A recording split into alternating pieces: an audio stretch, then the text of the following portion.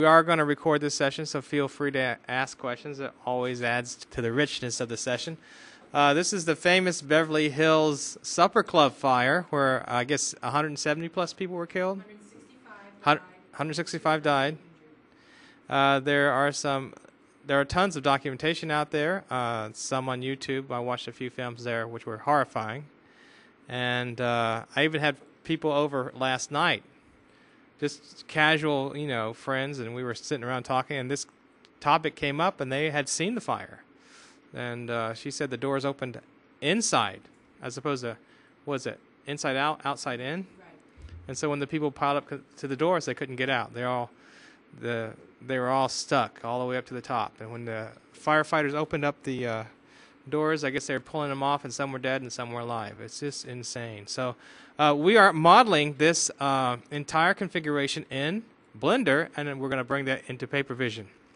So let me bring up a resource for you guys that are new to Blender. It's on Wikipedia, and it's wikipedia.org wiki/Blender_3D.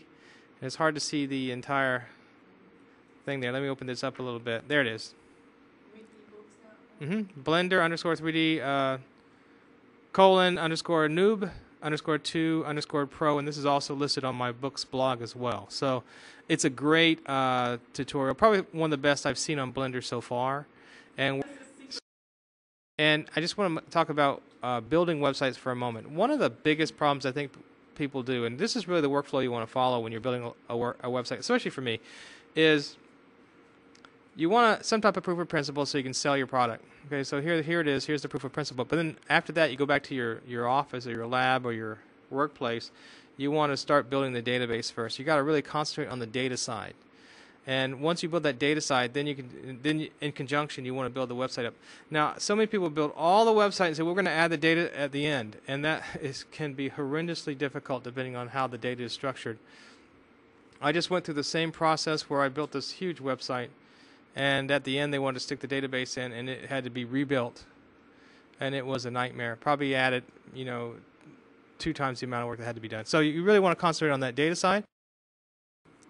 Okay, this is the moment you've been waiting for. We're going to learn how to build a house. So before we start with the Supper Club, we're just going to build a simple box because the Supper Club is pretty much a box architecture. So let's go ahead and Control X to start over again. And you might say, well, Mike, you got a box here. Why don't we just start here? And well, we've got an architectural model, so that's not going to work. So I'm hit the 7 key to get back to where I was, and hit the delete key to get rid of that. Okay. And so what you want to do at this point, Lois, is we're going to just draw a box and put a floor on it, and put a roof on it. That's all we're going to do, and then we're going to bring out and model the Supper Club, pretty much the same procedure. Okay. So what we're going to do here is, first of all, is bring out a plane. And so we're going to tab, going to add a mesh, and we're going to add a plane. Okay. And then I'm going to hit my S key, and I'm going to shrink that down. There you go, just like that. And then I can move it around. And what I'm going to do with this, I'm actually going to draw the foundation with this by using edge selection and extrusion, and then I'm going to extrude the entire foundation up, okay? So you have your little box yet? Mm-hmm. So go ahead and hit your Tab key. Hit your A key to get off of it. And then you're going to make sure that you're here in the edge selection right here. Click on edge selection. See that little line right there? Yep. And I'm going to right click on this edge right here. Now, we're not going to get real accurate with the dimensions because this is just demo. And so once I have that edge selected, I can hit extrusion and just extrude out. Now, if you hold the middle mouse button down, it will straighten out in the X direction, okay? But I'm going to tell, or if you hit the X or Y or Z, the direction that you're going in, it will straighten out, and you might need to do that. But I'm going to encourage you not to do that. Huh? Don't you love that? I'm going to encourage you to try to eyeball it, okay? I'm going to encourage you to try to eyeball it and have a steady hand.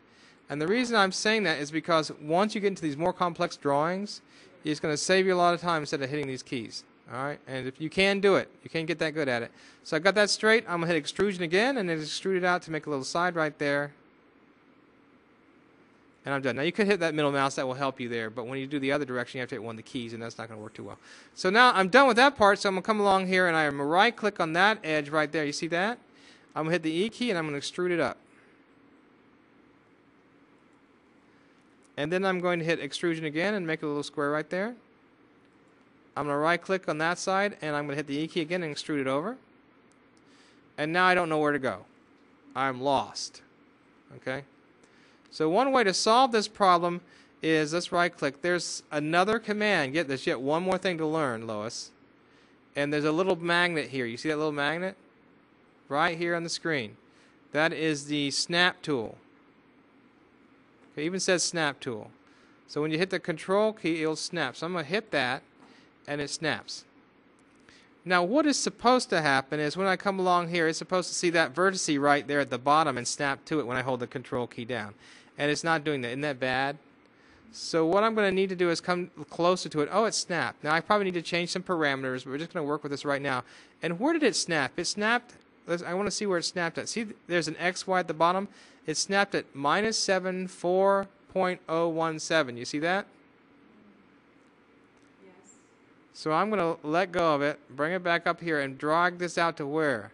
-7.4.017. There you go. Well, there you go. And try to get it straight at the same time. And click. There you go. And all I have to do now is come down here and right-click on this one right here. Hit the E key and extrude up. Okay. Click again and hit the E key and finish it up. Now I could hit the control key and it would take me right to where I'm supposed to go. There you go. Now I have a problem. Let me tell you what my problem is. Those two sides are not joined. All right? Next to each other. Right. So I need to join them. So I'm going to hit the A key. And there's other ways to do this. I'm just showing you this, the most simple way to learn it, and then you can get use more advanced techniques. But What happens if you don't join them? you have no. There's another number of issues that can occur, but one issue is you just have an extra vertice. And so one thing is you want to try to bring your vertices down. But there's other issues which occur.